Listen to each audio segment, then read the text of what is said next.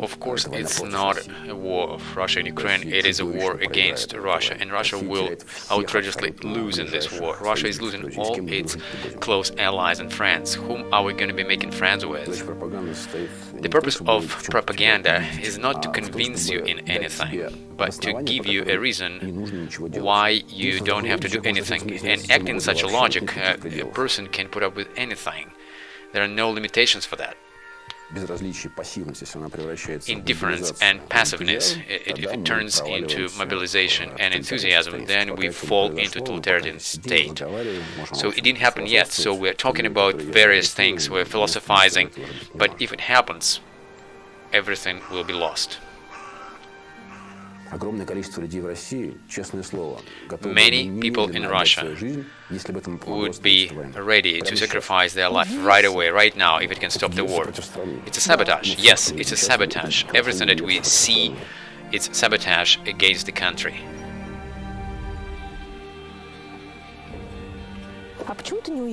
Why didn't you leave? It's my country, why should I go, why should I leave? Ask yourself, is there anything that can happen? And then you can say, I don't value my work, I don't value my mortgage loans and career, no life. I would like to ask you, are we saying war or special military operation? We is who? I think yes, it is military operation, but hey, come on, we shouldn't be shy about calling things what they are. War is war.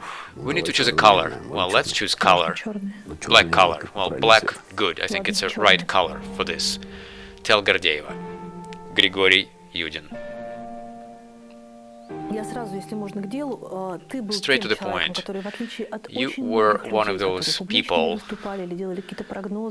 comparing with others who were making predictions and were saying there is no any conflict in Ukraine and nothing is going to happen. You were the person who said at first that it will be, and you were quite accurate predicting it when and where it will happen. So logically, if I ask you how you predict our near future,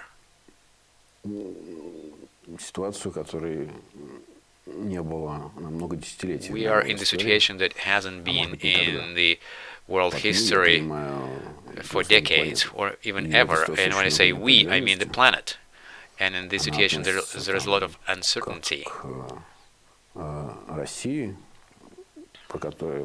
it has to do with Russia. And for Russia, there were not so many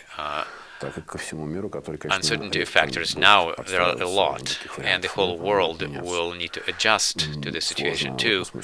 It's very hard to predict anything in this sense. The only thing that I would forewarn that people shouldn't think that it'll end somewhere in Ukraine.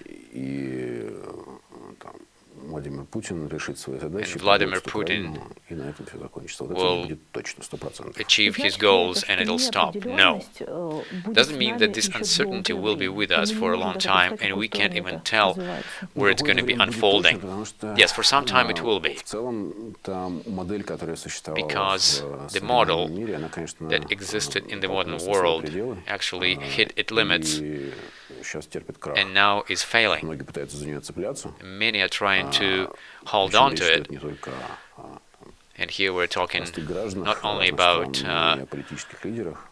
regular people, but also political leaders. But this system won't exist like this anymore. And how it's going to be different in the future, we don't know. But we will have to get used to a new world. The world will be different. The key person on the planet that is making decisions, is it Putin? I'm not quite sure that there is a key person on the planet.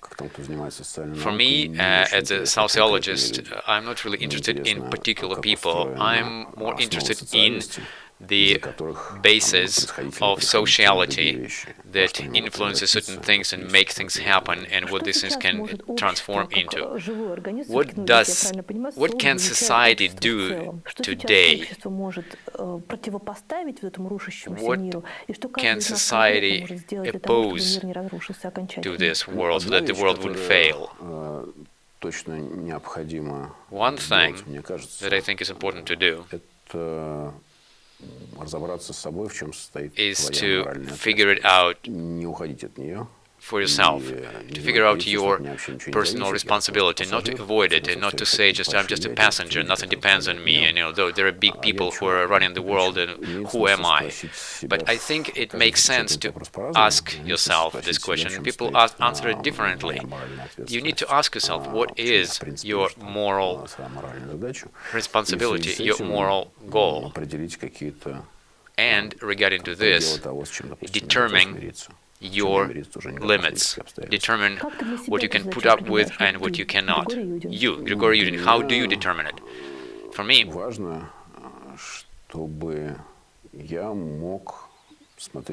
it's important to be able to look in my own eyes, to look in the eyes of my family members. People can make mistakes, but you can avoid reality to a certain point, and this is for me a key criteria. Will I be able to look in my eye or not? And it's very important. If you ask yourself this question, then you can take responsibility for yourself, for people around you, for your country, and finally for the world where we're all living. For me, it's important not to avoid this question.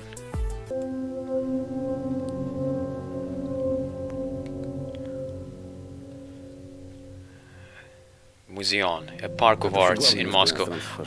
This is the most important place in Moscow that I bring foreigners to. All this armory in the Kremlin is like nothing. So I bring them here, I bring them to the monument to Dzerzhinsky, the head of KGB, and I'm telling them that the key question of Russia's development in the future is when the monument will be returned to its place and when the capital punishment will be introduced again. Do you think it's real? Well, in fact, I was thinking that this is inevitable. And the second thing, this is what we're approaching to. This is a monument that says the USSR's bulwark of peace.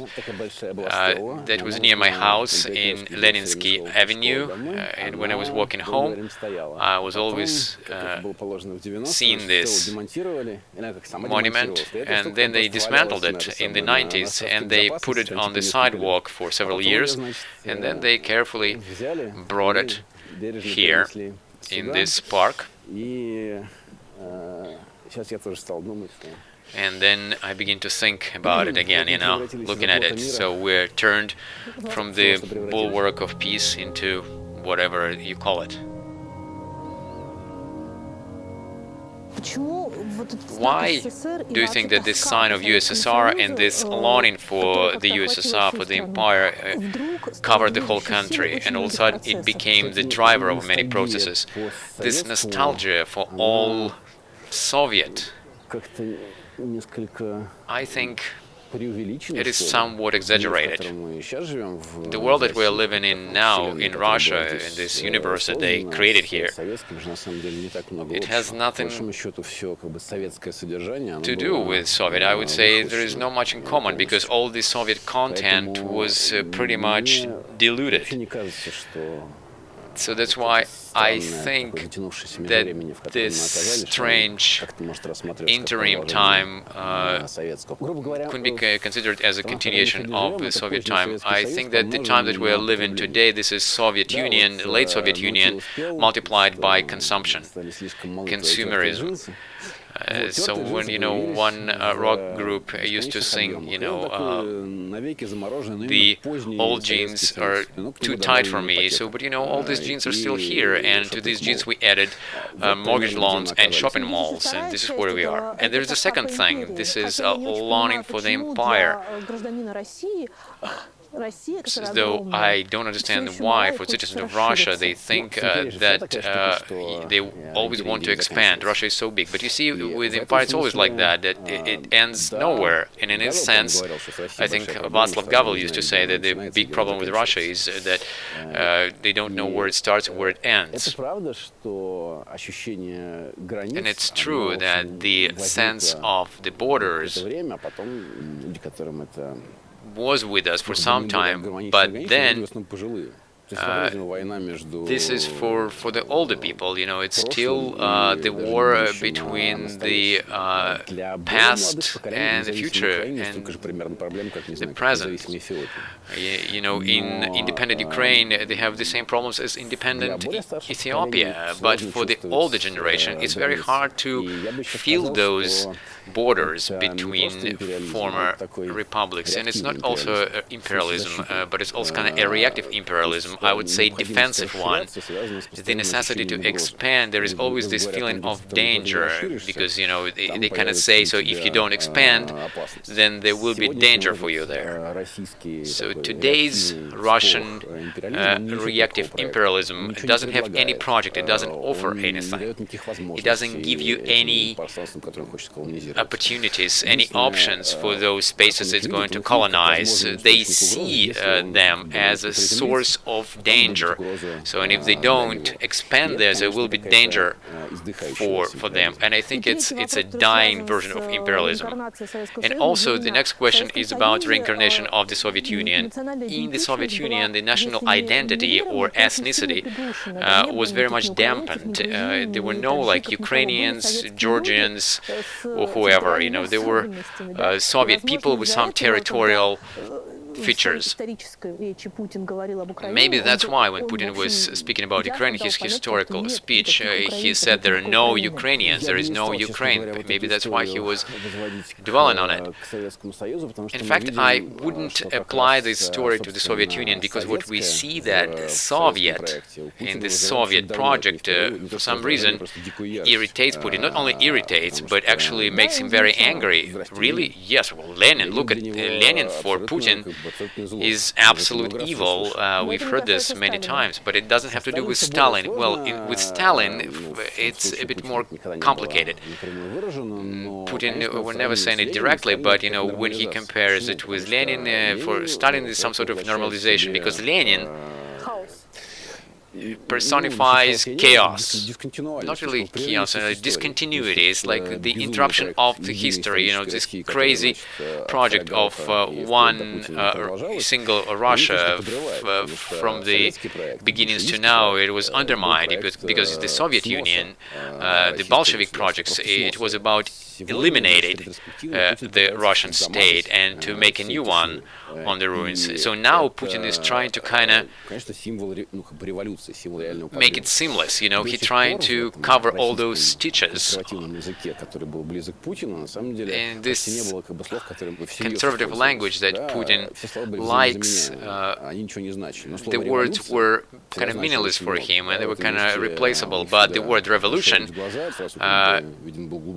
was always alerting him, because, you know, Lenin symbolizes revolution, and for Putin it's scary. And also he symbolizes the grassroots movements, you know, some democratic impulses. Now we're not talking about, you know, that Lenin didn't make it, but Putin feels it, you know, and that's why for him Lenin is a terminal evil. That's why he is trying to nullify Lenin as a historic figure. He can be anything else but a foreign spy. So because revolution cannot be from the inside, it doesn't happen. So if you had a revolution, there should be a spy that instigates it. No masses, no people who will rebel. So again, you know, if there is a revolution, look for someone who paid for it. And of course, Lenin in this sense actually symbolizes this terminal, the ultimate threat.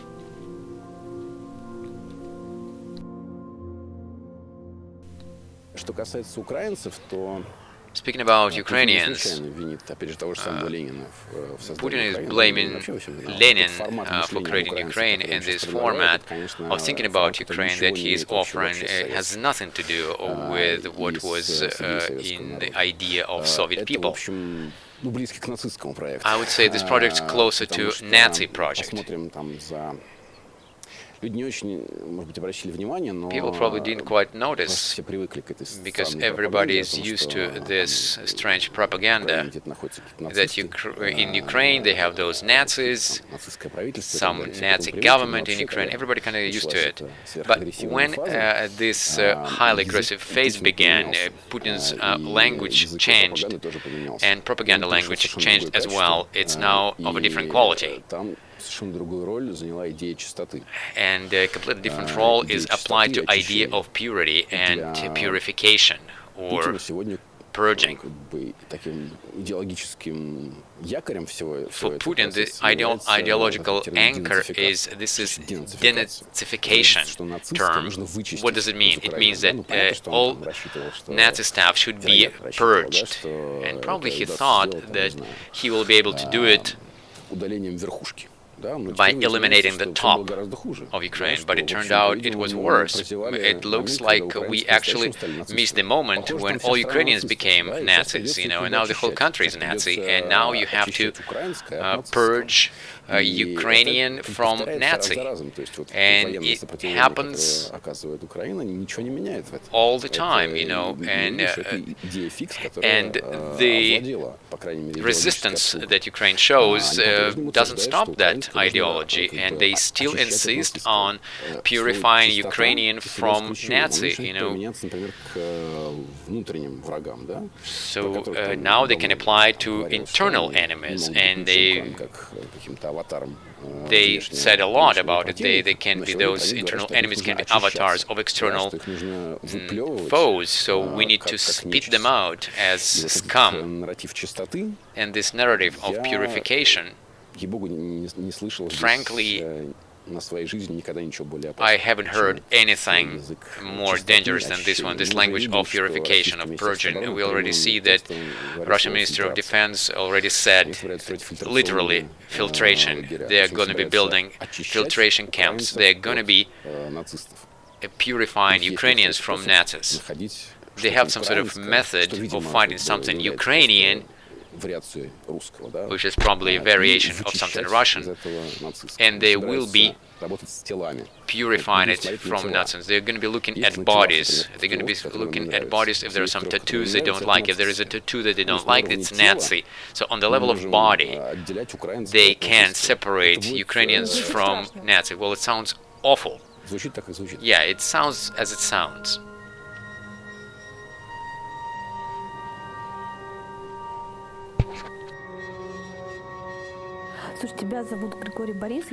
Your name is Grigory Borisovich, and your father was Boris Grigoryevich. So we have kind of a family story here, or that's a coincidence? They called me in honor of my grandfather, and I was born a year after my grandfather's death, and my father was still in mourning, and he gave me this name. So you were growing in academic families. So how free was the atmosphere in your family? Well, it was quite free, and I, as a child, was taken after my parents and taken some beliefs from my parents, and then later I rejected some of them. For my parents, what was happening in the 90s, it was a great hope, and I understand them very well. And some of the moves of the grassroots movement were actually important, and I was very young, and my parents took me to this rally after this big event, after the coup, when democratic forces won. But later I had a more complex view of the 90s, and I would say there were no any linear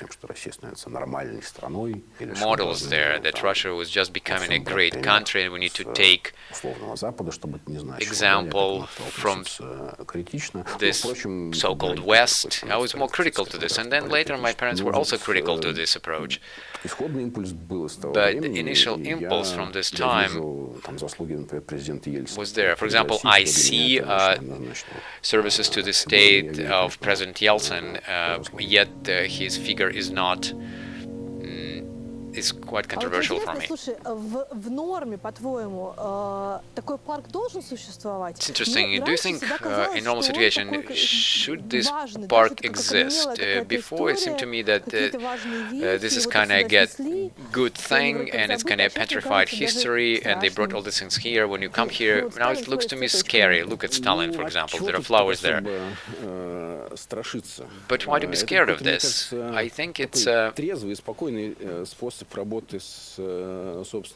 It's kind of a proper way of working with the history. Of course, you can sort of get rid of it, but why to do it?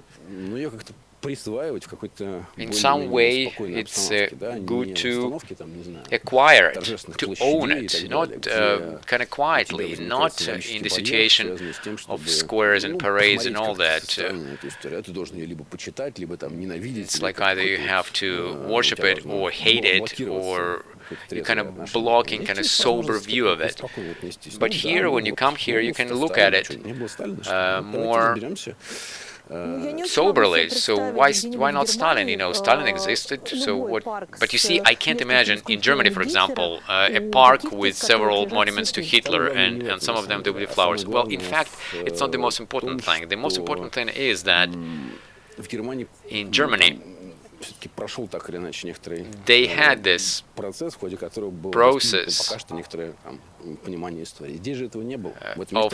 rethinking their history, of looking at this history. But here they're wringing their hands and saying, oh, awful, awful, awful, and that it's happened and all that. But there was no real rethinking of the history. We're still in the situation of unresolved issues, unspoken issues, and this park to some degree shows this.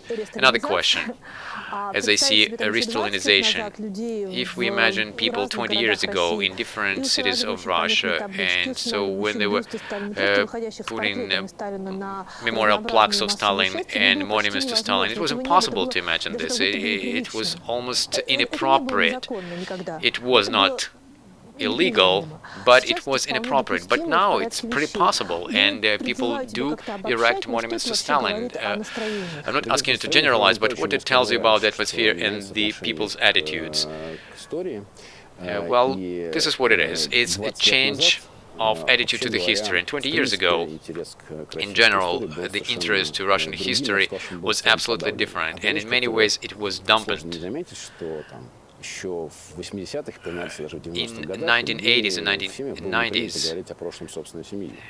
people didn't speak about the past of their family, and for many years it was dangerous. They tried not to talk about it. Now we're in a different situation, and now not to know about the past of the family is kind of bad, and this certain way of accessing this history.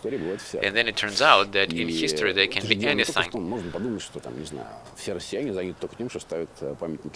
You can't really think that, all Russians, what they do, they're erecting monuments to Stalin. No, because, most of those memorials, this is done by people we well know, and they get the funds to do that. But even the part of people that not with those who are funded,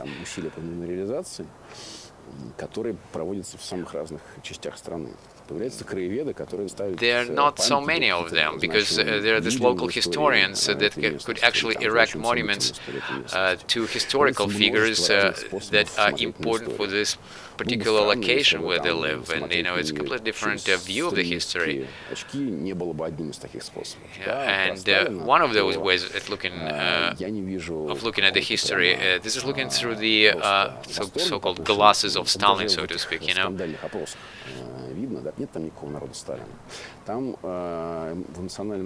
Even if you look at the polls and see how people vote, it's not really about Stalin. It's more of a respect to the history. There was everything in our history, so it kind of excludes the element of repentance. Well, you see, this project of repentance didn't happen, and I think it's a good thing. So you think repentance actually destroys the nation? No, because I don't really see really good use of it, where it's going to lead us. It's kind of endless beating yourself up and say, oh, our past history was bad, and so it's tragedy, so what to do? So you're actually against any guilt. Yes, it's absolutely useless. Guilt devours you, kills the energy. It's counterproductive. Usually it helps those who made you feel guilty. And it's better if you reformat guilt into responsibility, and you can be responsible for big things, for big actions. And sometimes the situation goes in such a way that you can't really change much globally, but you still have a certain zone that you're responsible for. You decide that you will name things what they are. It's never like this, that it's not my decision, I don't call things what they are. No, it's your decision. You decide whether you do it or not. And this is a minimum responsibility that you can actually take. Say not to do something, that somebody's trying to make you a tool. You're not a thing. They can't do things with you. You decide what you're going to do. At what cost? That's the next question. But you decide, and this is very important when you're trying to make a distinction between the guilt and responsibility. We're talking about the problems of Russia today, and the problem is not that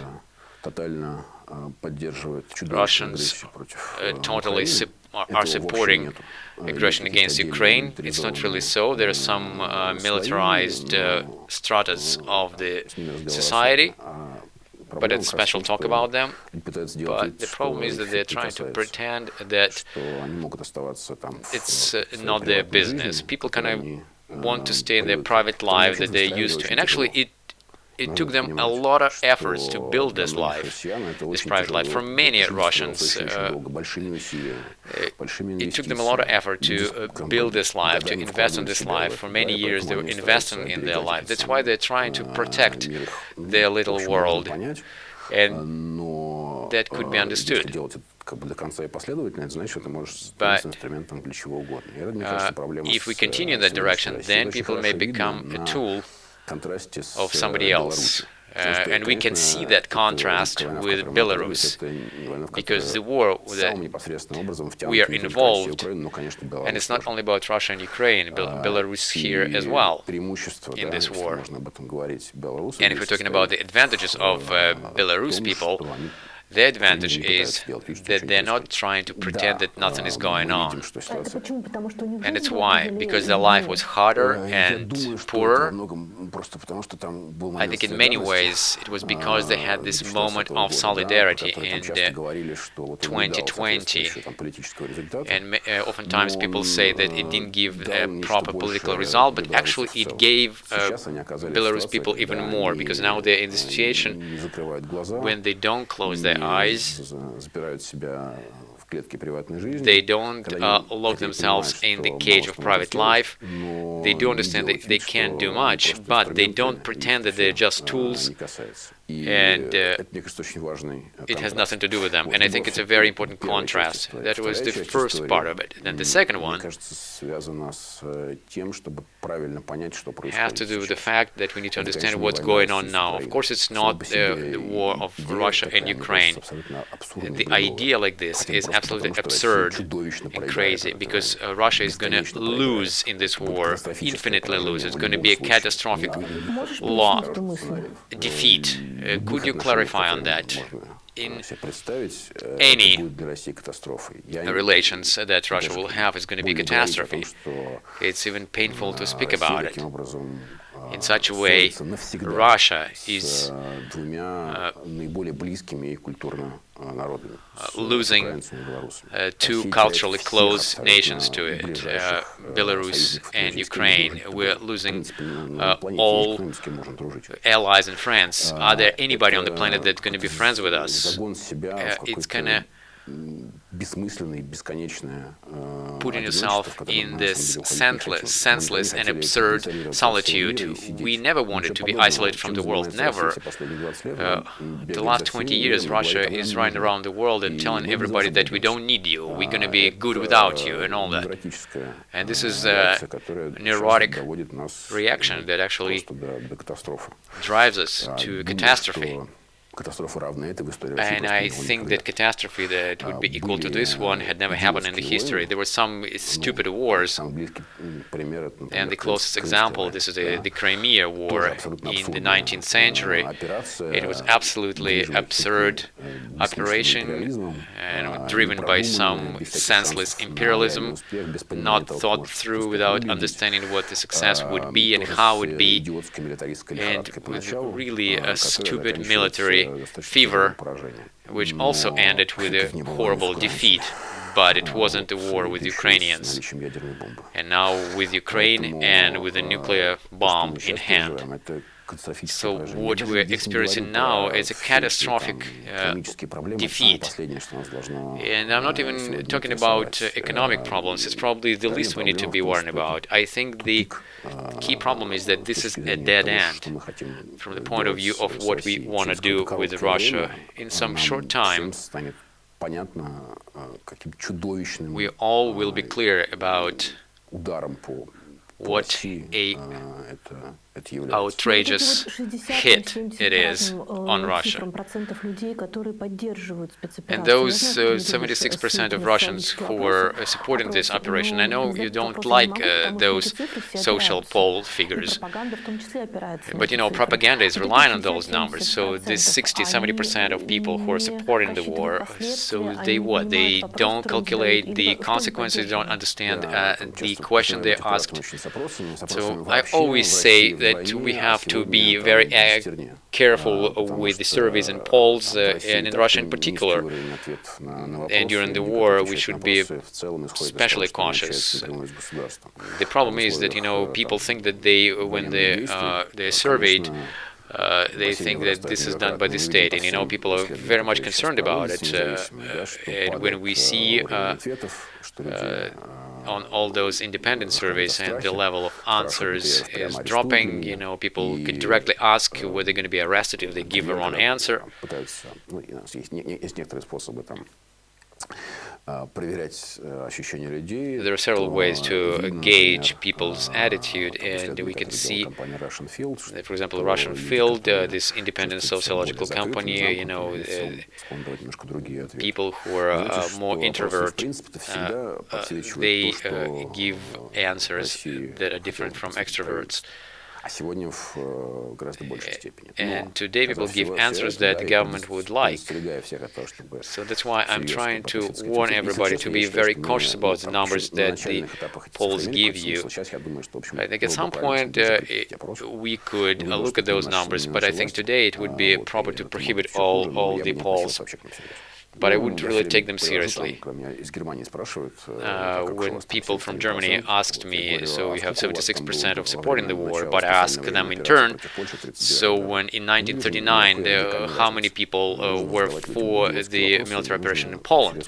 So it's kind of a stupid question, and you should be taking it seriously, all these numbers. But I think that the key point here is that the desire of many of our compatriots live in their private lives. In other words, it's like whatever happens there, we want to live our life. But look, you know, people usually think, so what can I do with this? So it's not my business. In Russia, when I talk to people, they have this theory of 2-3 months. They say, in 2-3 months, everything is going to be okay. Where they got this crazy idea. But this is really an attempt to grab to the reality. But they continue living in denial. This is how the Russian propaganda works. But see, in this sense, why the propaganda couldn't convince people that COVID exists, but it was so easy for propaganda to convince people that in Ukraine they have Nazism. Because you see, the purpose of propaganda is not to convince you in anything, that you would change your point of view, but its purpose is to give you a reason not to do anything. It explains it to you. So when it told you that there is COVID and you need to do something, it was, you know, useless. You know, people don't want to do anything. But now, propaganda tells people why it's going to be a short operation, it's going to be successful. There's a real danger for Russia, a real threat to Russia. It has nothing to do with real Ukrainians. In other words, everything is fine. Everything will be resolved. the political leadership knows what to do, so that's enough to continue living your life. But if you look at it, it's absolutely outrageous because, working in this logic, people can do whatever, they can put up with anything. So, and when people often say, the most outrageous thing happened, but the most outrageous thing can be ahead of us. Why do you think it happened already? And if you look at things like that, you are not ready ever to something horrible that may happen. You kind of hiding yourself in that shell and you don't look outside. So when the whole thing turns into mobilization and enthusiasm, then we are falling into totalitarianism. So it didn't happen yet. We're sitting here, we're drinking tea, we're talking about various things, we're philosophizing. But the world that I'm trying to draw for you, so all these things of normal life will be impossible.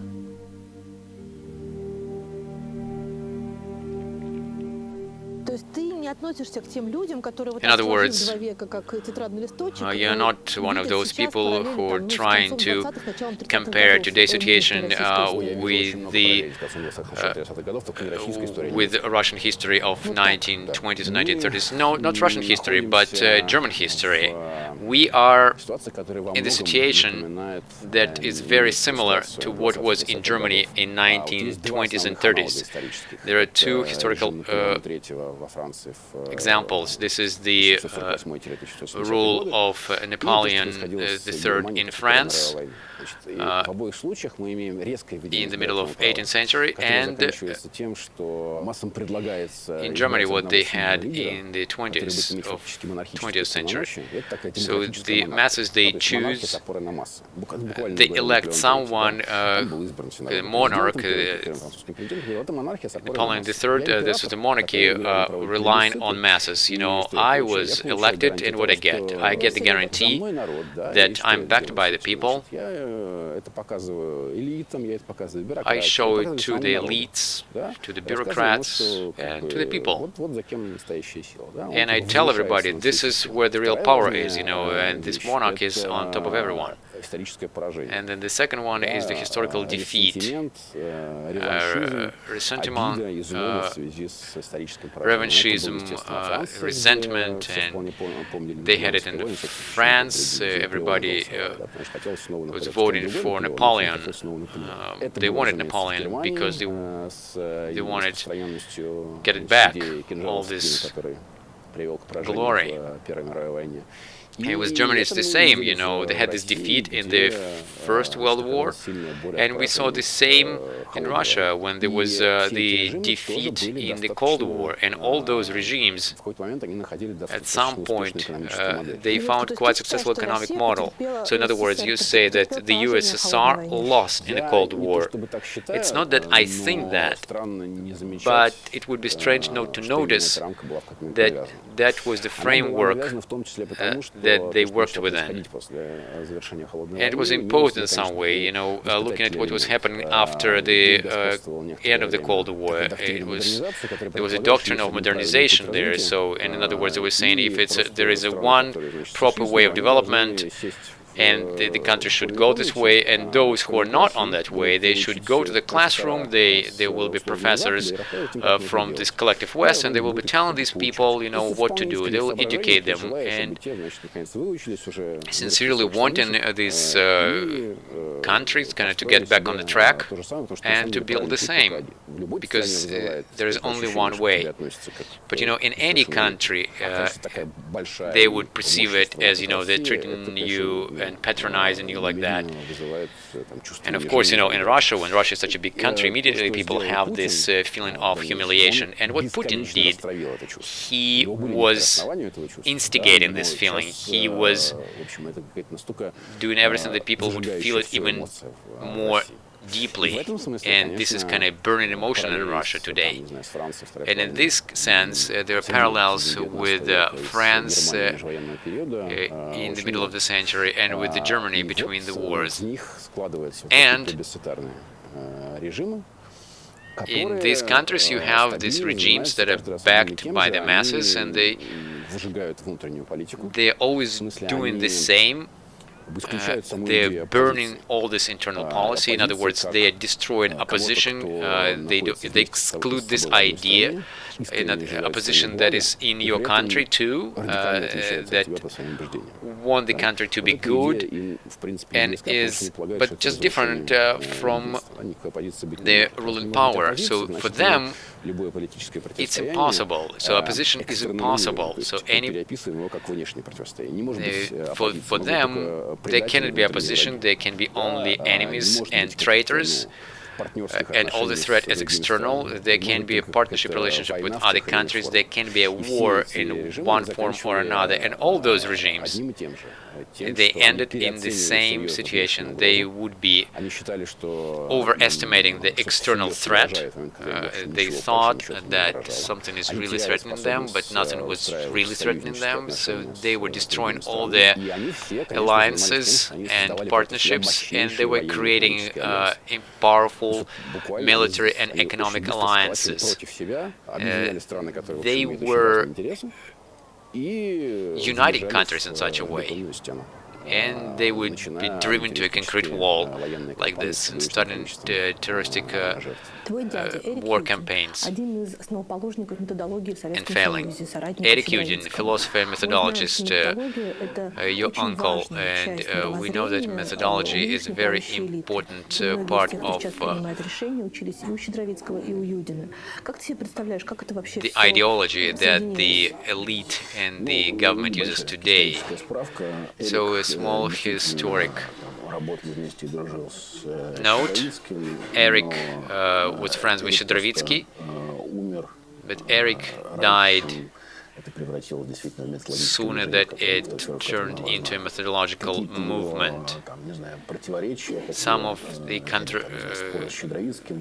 disputes that he had with Schedrovitsky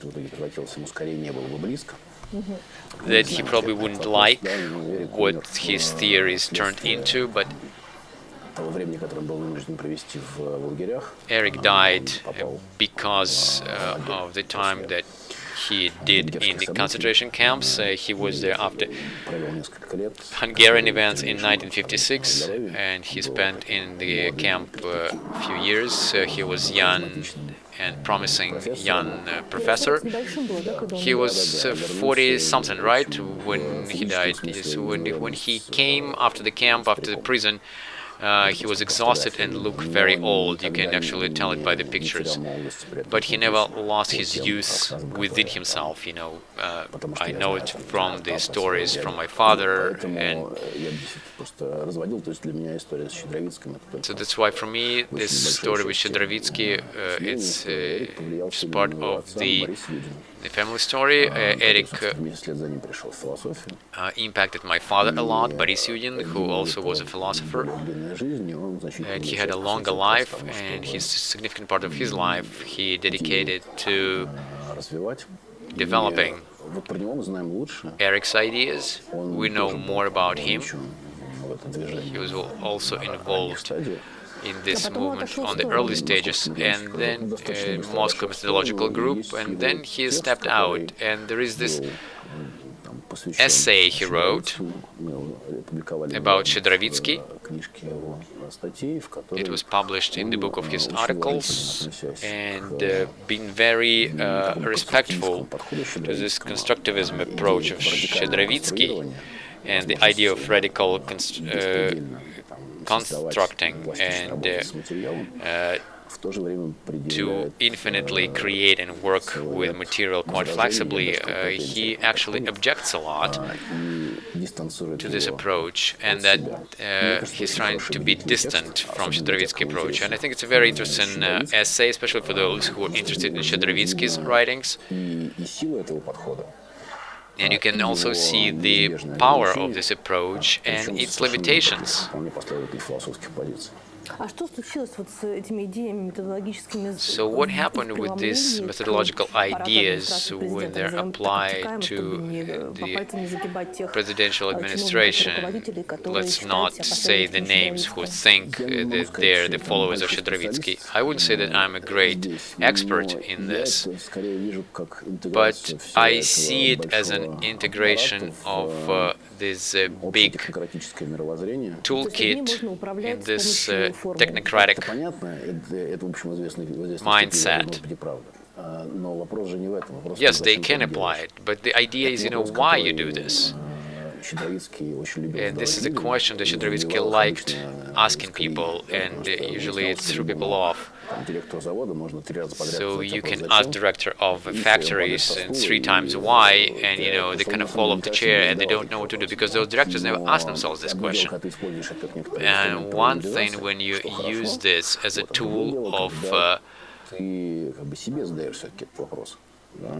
management, but another thing, when you ask this question to yourself, when you ask this question to yourself, and are there any political or ethical doctrines that will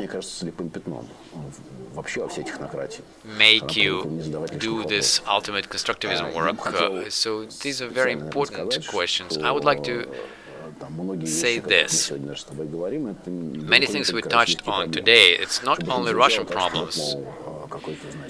It should sound like this, like, the branch of hell just opened here in Russia, but all other nations and people are just so nice and great. No. When you despise political responsibility and technocratism, it's not the problem of Russia. Russia actually took it as many things from other countries. Some things that we borrow from other countries, and we radicalize them and kind of bring them to a certain extreme. And it's not only our problem, Yes, Russia is quite far ahead of many, and this principally kind of flexible view that is not based on any position.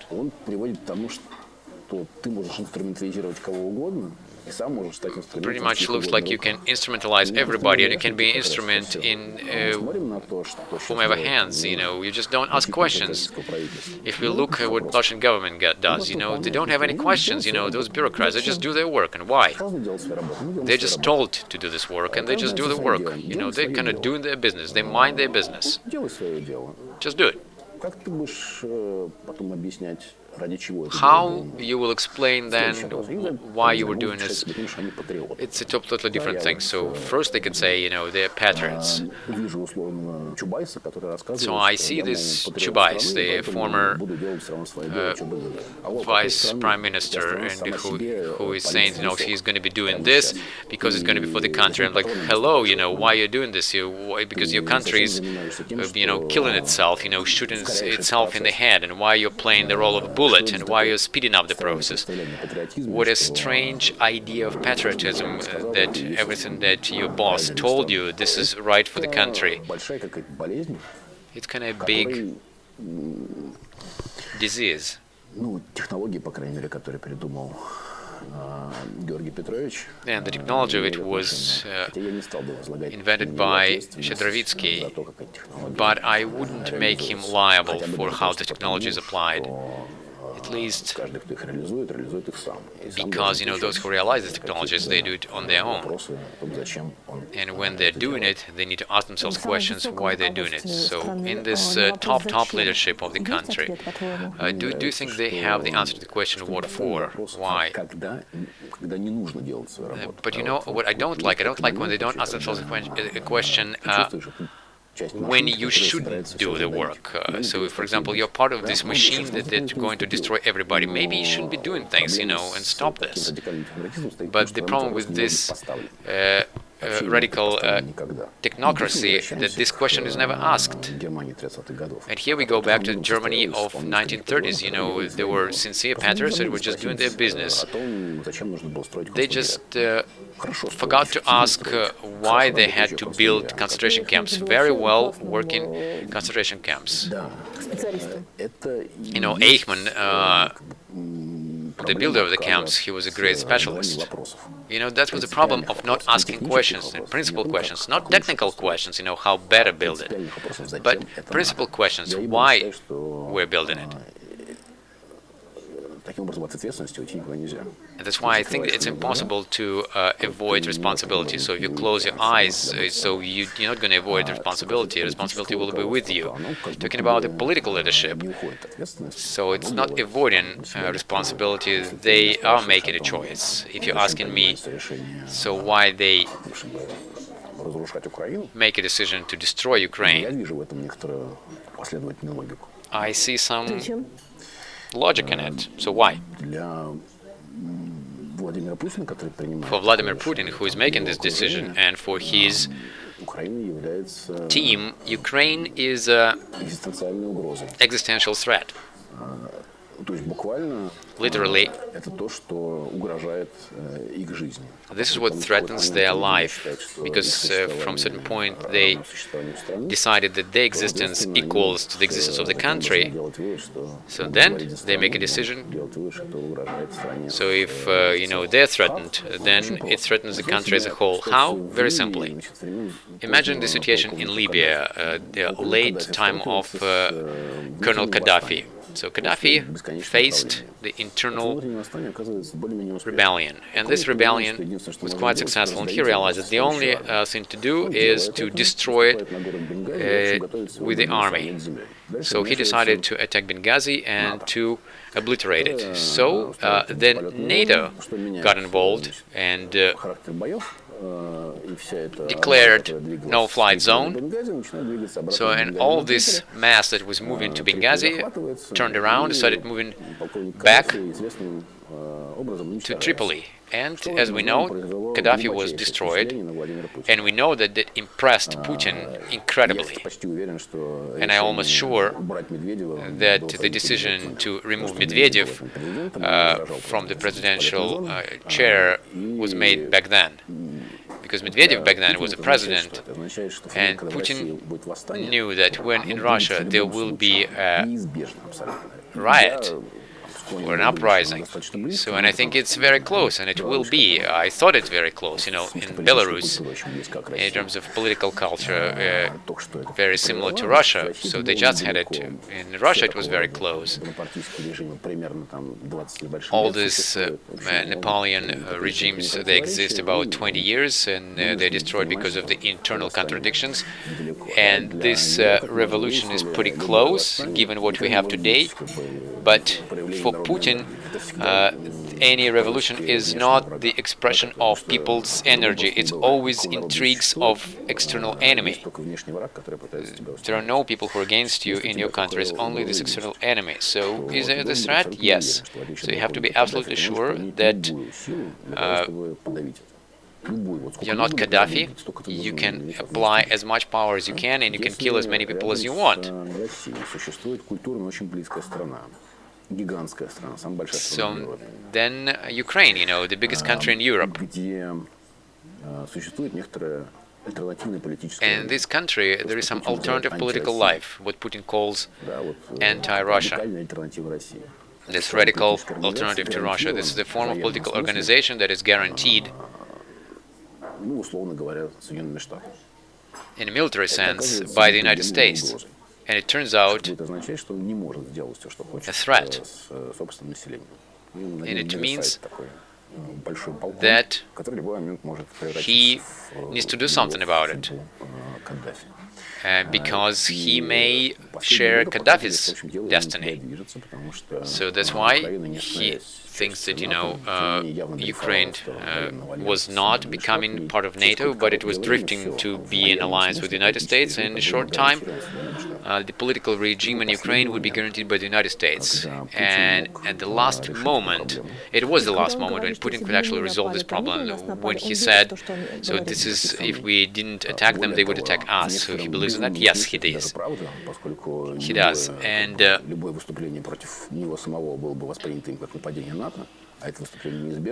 any attack at him would be like a NATO attack for him, in this paranoia world that would be normal for him, That's why I was guessing there was going to be a war.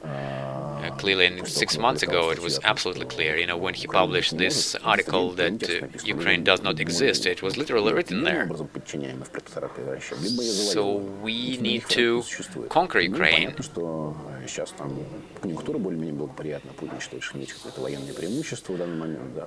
and Putin thought that he has some advantages in terms of military equipment and all this, and given that, you know, Europe depends on Russia in terms of natural resources. So for him, this decision was absolutely inevitable, and now in his team they're saying it was va-bank, he was bluffing, so, you know, so they do understand what they're aiming at, and within this logic they're trying to hit back. For them, it's a defensive war in their view. They don't have a goal to be like a leader in the world and to expand. It's not about like something specifically Russian that they want to bring to Ukraine. They don't really offer anything to Ukraine. It's just an attempt to protect themselves. And actually it makes it even more dangerous, because here we're talking about the people who think that if they're not going to attack, they're going to be killed, and they're trying to defend themselves no matter what. Какую роль в происходящем сейчас имеет очень популярная теория русского мира? What is the role of this very popular theory of Russian world that was developed by Alexander Dugin and other ideologists of the Kremlin?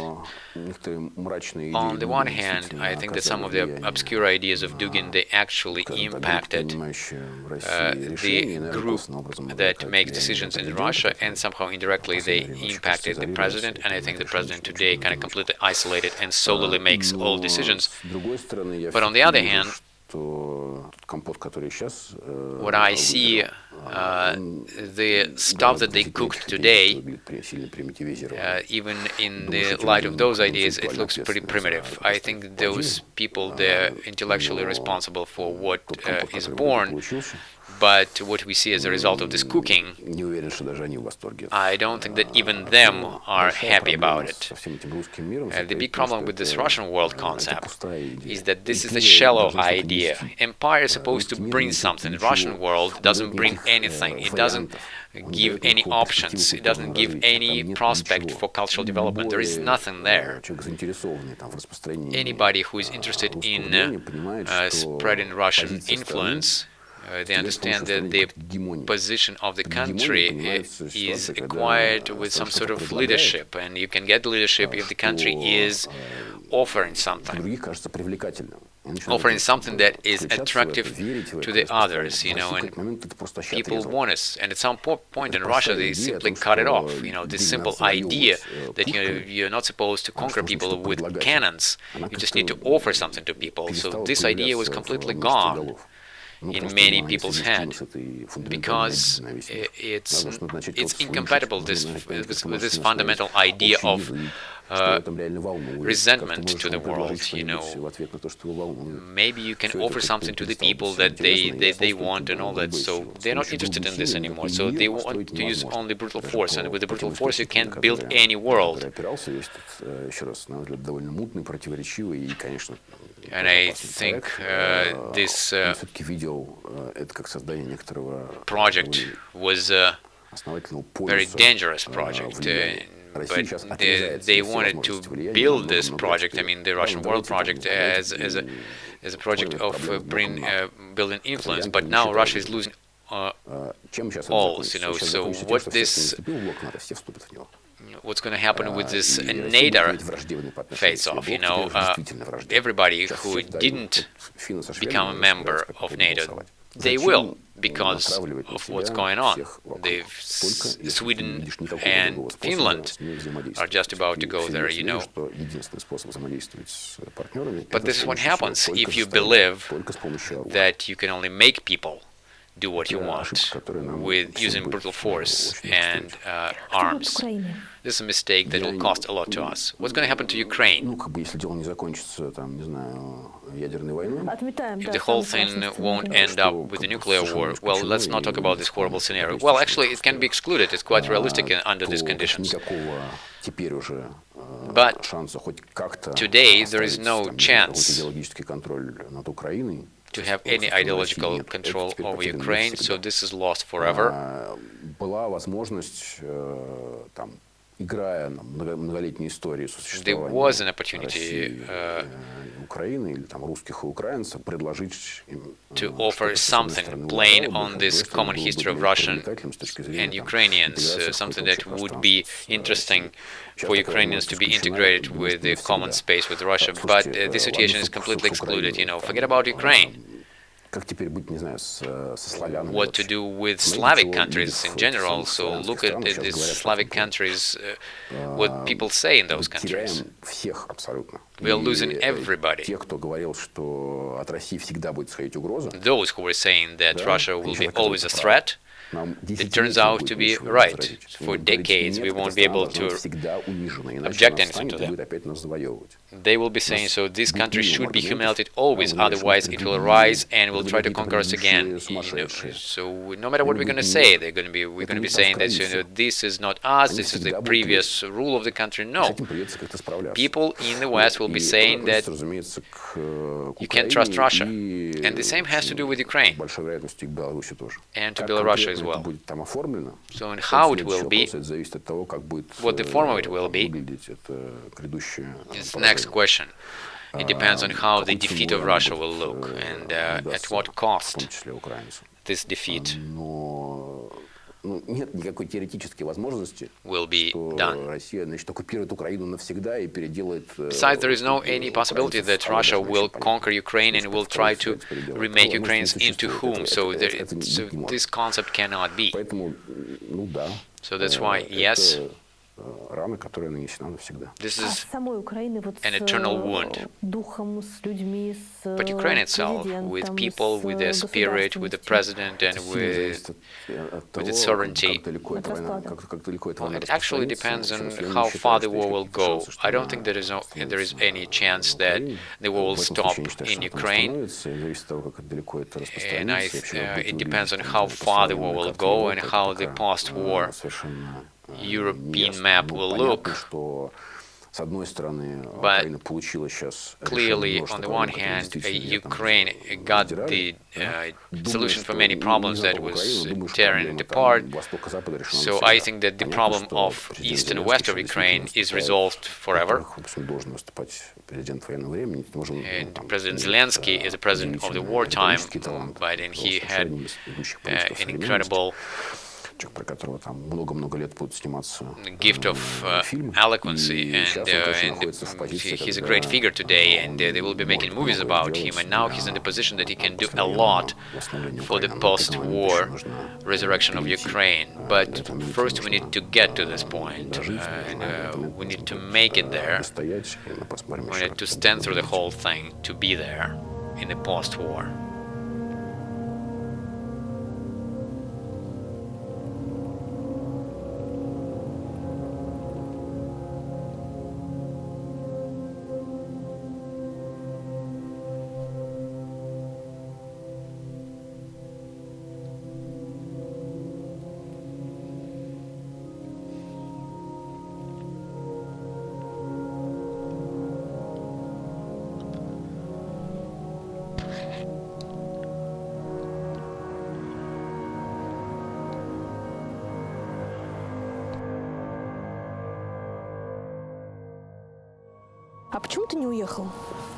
Why didn't you leave? Why should I? So everybody does. Who? Everybody. 140 million people. Why everybody? No. I think if we look, there is a squirrel. So he didn't leave either. Good girl. There are many people who didn't leave, it's my country, why should I leave, Clearly this question today has a particular tilt to it, because Russian government is not just having this horrible aggression, but also waging the war that will be catastrophic for all of us. Для меня есть в этом смысле одна вполне ясная красная линия. For me, there is this red line. Помогать этим безумцам. I'm not going to help these insane people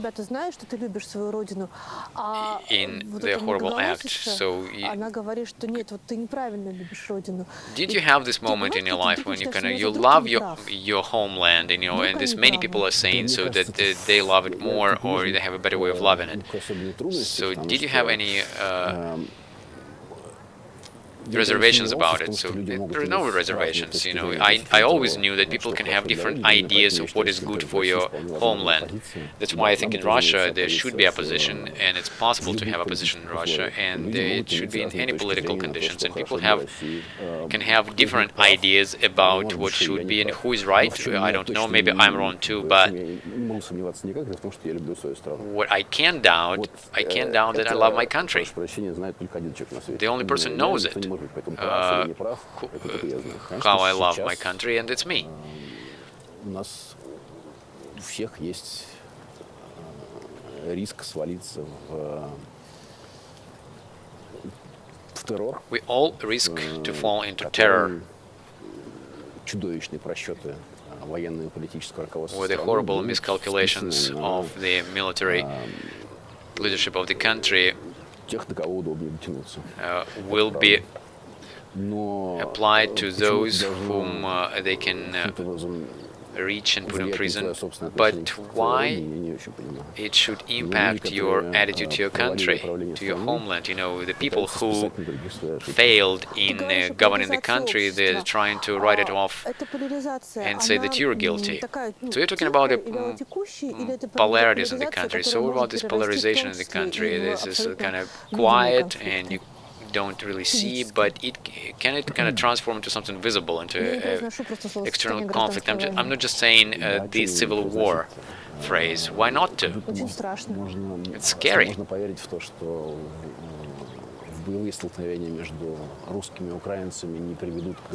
So you think that these clashes between Russians and Ukrainians wouldn't bring us to the civil war? They will in one form or another. But this is like so-called civil war on the couch. I think there will be a war. For people in Ukrainian cities, it's not very interesting to listen to civil war. I think it will implode country in one way or another. There are different scenarios for that. But if you think that you can kill some number of Ukrainians and to preserve something in your country, it's impossible. You, as sociologist, what data you rely on the polarization of the society? Like where you can see that in authoritarian regime, those who rule, they're interested in people's non-participation in policies. They depoliticizing people. They're kind of pushing them out of it, out of politics. They kind of give them this private life, cinema, shopping mall, all these economic opportunities, And the most important thing is mortgage loans. There are two most important institutions in Putin's Russia. This is the public service and mortgage loans. To kind of mind your business, people have their own families, you have your work, you have your career prospects, that is yours, and that became a common sense in Russia. And it was a stable situation. It started being shaken over the last years because people are tired of being atomized like that. Now, we are at the point where we can fall into totalitarian state, and what it's going to be for people. Totalitarian state is very different from authoritarian because people are united. It means that people are kind of the same. They kind of have the same thinking. In authoritarian regime, you can speak about anything, you can do whatever you want, but you cannot unite with anybody. Just sitting at home and you can be, venting your spleen. But in totalitarian situation, it's very different. You have to be homogeneous kind of the same as others. In other words, like big meetings, you know, like building those letters Z with their bodies and all that, right? You know, when we see this symbol, so this semi-swastika that is spread across the country, and they're using people's body, you know, because they're building it from people's body and from children's bodies, and children's bodies who are in a humiliated states, in oppressed state. But, you know, I can't even get my head around it. You know, there are adults who are making them, you know, build these letters. But here's the danger. Yes, right. This atomization has been going on for a long time, and, you know, people kind of switch off their barriers, and where they could actually say to themselves, okay, wait, stop, but everything is good, but, you know, this one is completely crazy. And it's using people's body to form this totality, using those swastikas to threat others. These are, of course, the signs of totality. So those people, they kind of lost the sense of reality, this sense of permissiveness. Permissiveness is another thing, but, you know, using bodies for this and using people's bodies, you know, and those threats that they pose using those swastikas or semi-swastikas, you know, I want people to understand that those who are spreading this across the country, those guys, they know exactly what it is. They exactly know what they're doing. There is no 0.5% of probability that they don't know. They know what they're doing. A few months ago, I have a friend who told me that out of his contacts, with people in power, you know, there are many fans of Hitler. I couldn't believe that, but now I do. You know, it's hard to believe, but that's for sure. These people know what they're doing. They know what they are using. They collect those symbols from the places they know, and they do it purposely. So it's a sabotage. Yes, it's sabotage against the country. Everything that we see today in the country is a sabotage against the country. So how much they have to hate the country to harm it so much? You know, propaganda that we see today in universities and schools and kindergartens, now it works completely differently. So the view on history that is offered to the students, and they want the students to join it, you know, they give them tests. They want to make sure that their understanding would be the same that they give to them, and that the state is communicating. So, and the state equals the leader equals the people. So this is the classical triad. Everybody who studied Germany's history in 1930s, so when they look at it, so in, what's happening today in Russia, so they have all these red flags up. So that's why now we are in a very dangerous situation, and the situation didn't happen yet. With great interest, I was waiting for this big event in Luzhniki Stadium. For me, it was very important to see who's going to come there. And as a result, we saw that it was a standard administrative gathering. And, you know, people who work in government-owned companies and all that, and it's, you know, it's kind of passive. You can mobilize people to bring them there. You know, people came there. You know, they get checked that they were there and all that. But when we see if this 200,000 will be gathered, not like this, but as a recruiting of enthusiasts, it's going to be completely different. But symbolically, I think everything is ready for this scenario of those enthusiasts to grow. So if you're asking me about these indicators, I see a lot of indicators that we can transform a completely different state. When you were little, could you imagine that we could face this? No, I didn't.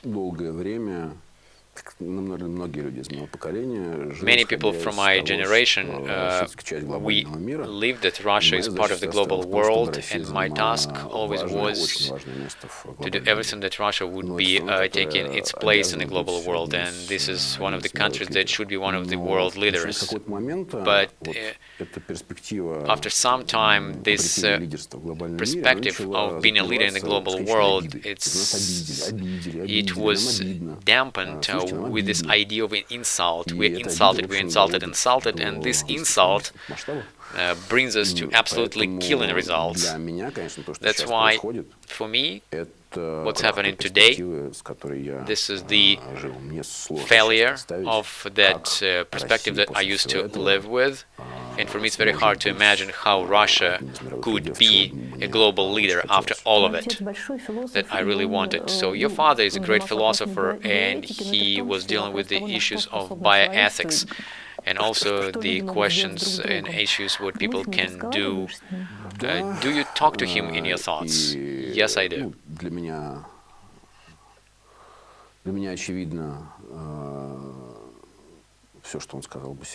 For me, it's obvious what he could have said today. I often remember my father's look when he reacted to any act that rejects anything human. He always had this kind of frustration and disappointment. Frustration that somebody doesn't understand simple things. But on the other hand, he was sure that after some time people will understand that. But so much time would be wasted. And right now, when we see this horrible catastrophe, it actually intensifies all those emotions, the mixture of sorrow and frustration, and grief and frustration. But he was always sure that there are things that takes a lot of effort for humanity to understand, but finally it will. But he had kind of a long view of the history, and sometimes it takes a lot of time to actually realize something. That's why when he was studying and working with bioethics, he was now welcoming abrupt technological and biological changes. People need time to adjust, and time will come sooner or later. But on the other hand, bioethics gives us an idea of the depth that a human being can fall down to in the moral world.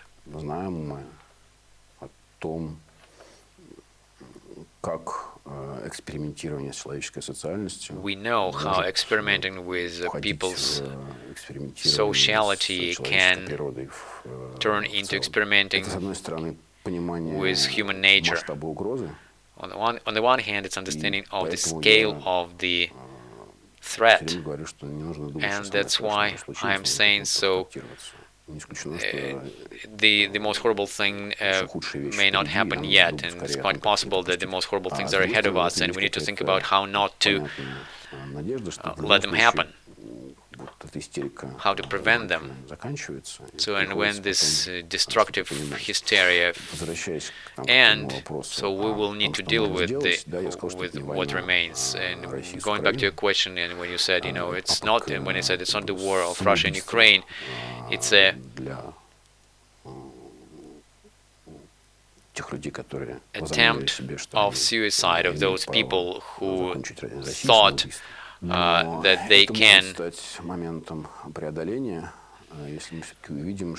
that they can destroy Russia, but there could be a moment of overcoming this. So we can see that three peoples, different peoples, yet similar to each other, Ukrainians, Belarus people, and Russians, they're going through a very difficult ordeal. And if we go through this ordeal,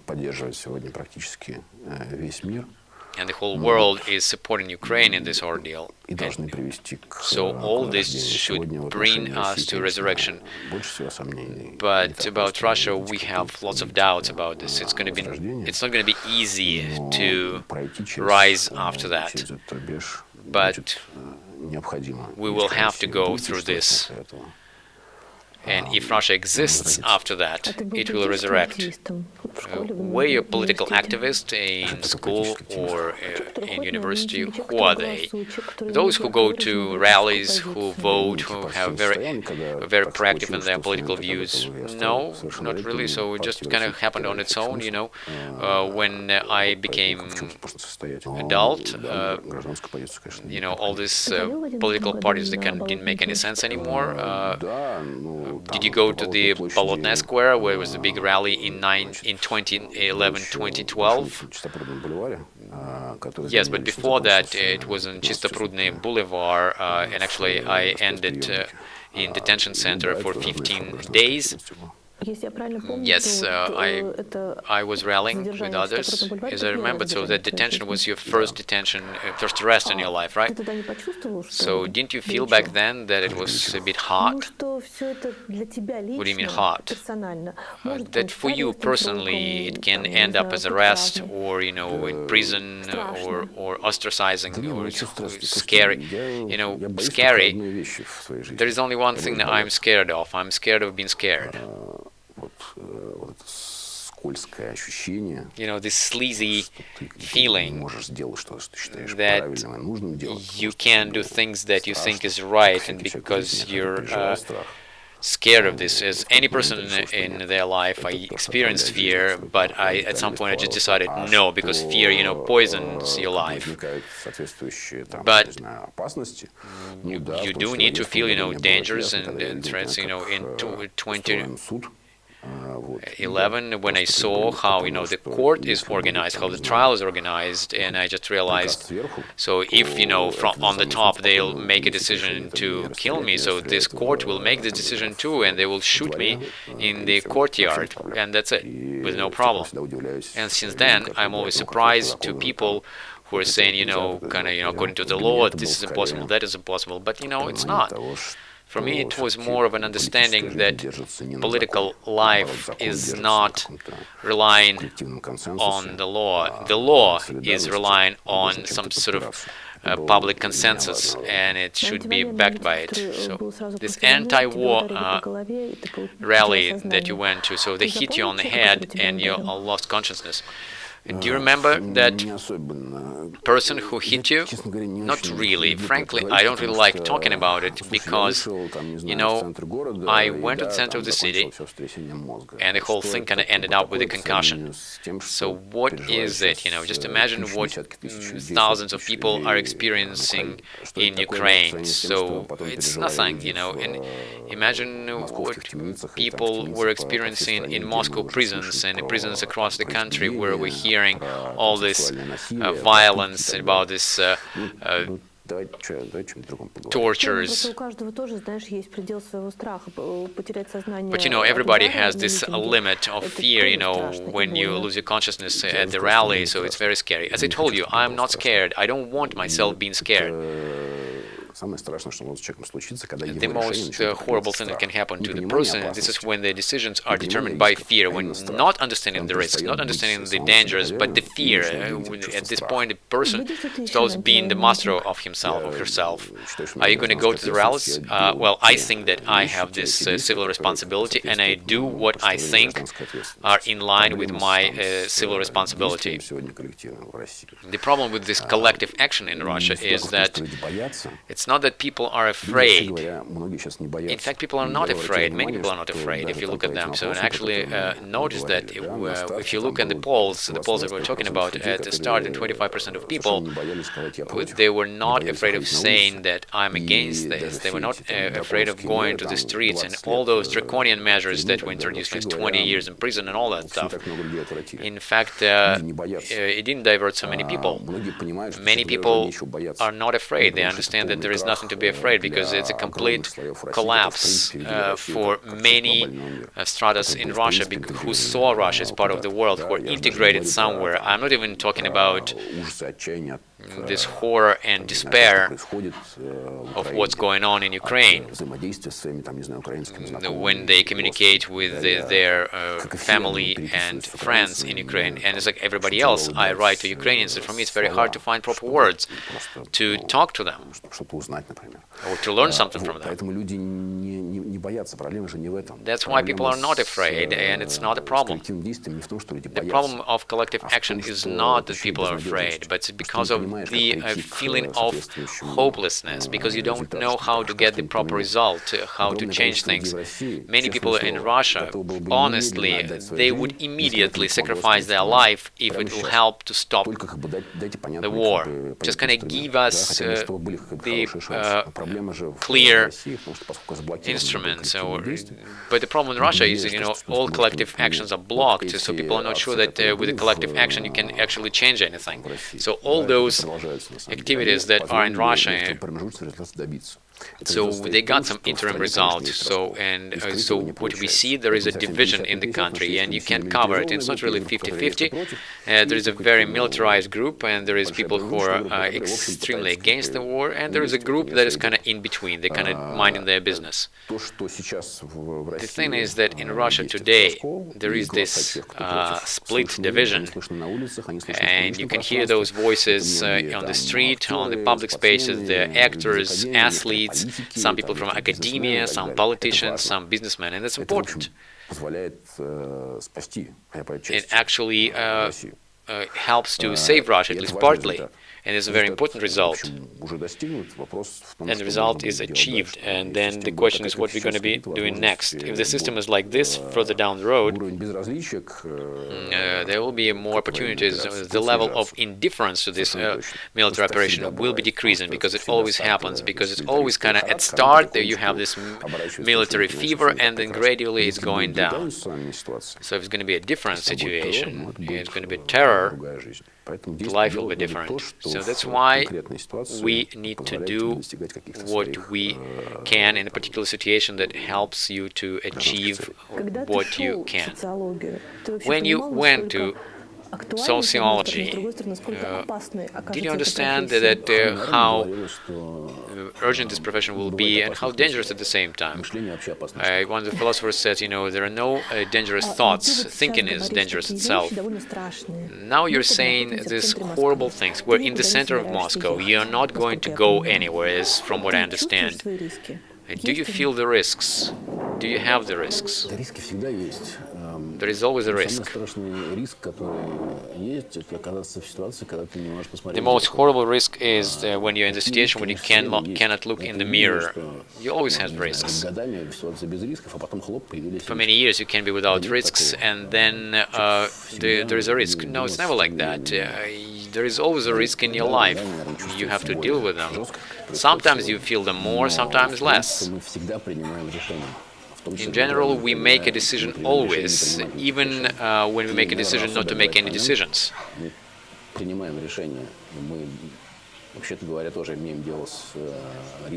And when we make decisions dealing with risks, for example, when we make a decision to be silent, and we say that this is not our decision, it's somebody's decision, nothing depends on me, we just keep silent. But if we continue being silent, then a certain choice will be made and a risk applied to it. What makes me concerned today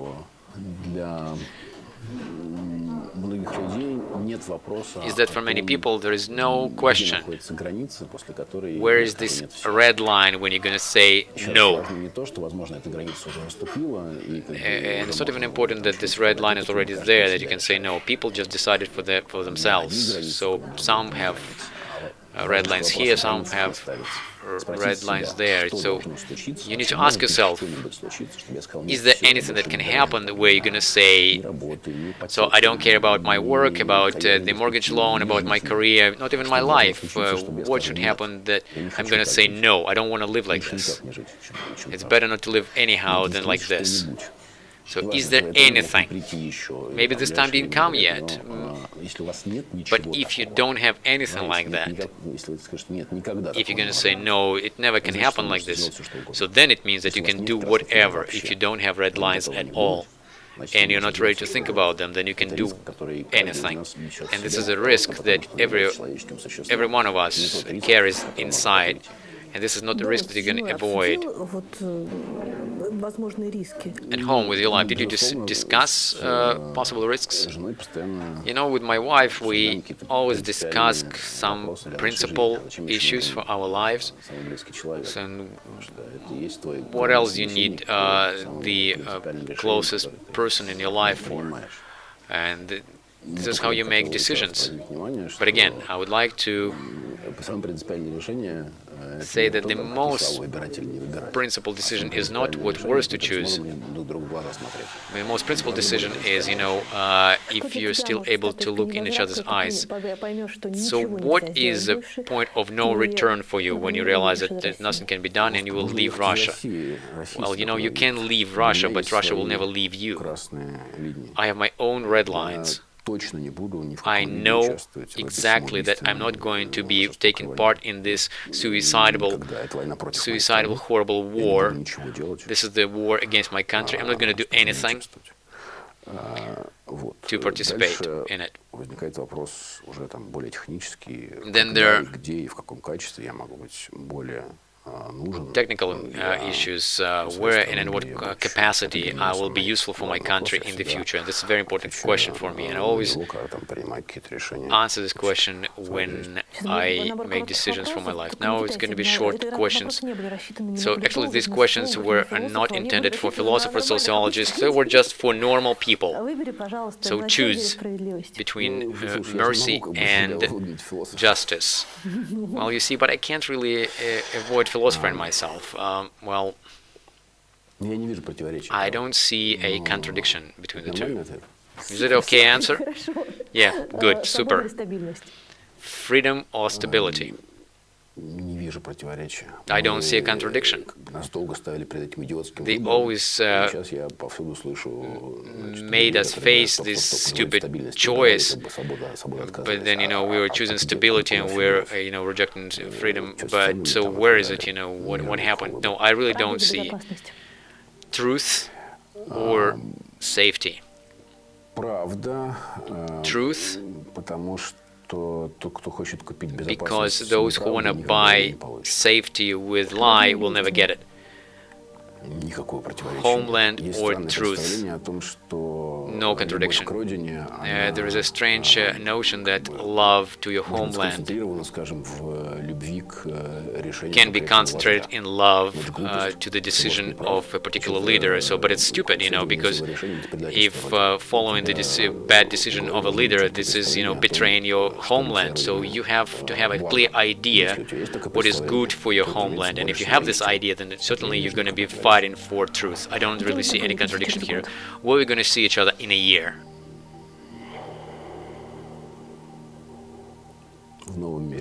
In a new world.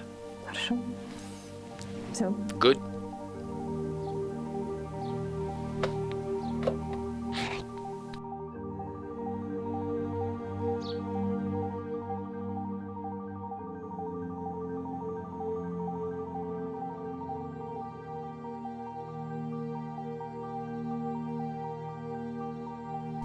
Tell Gordeyeva, Grigory Yudin.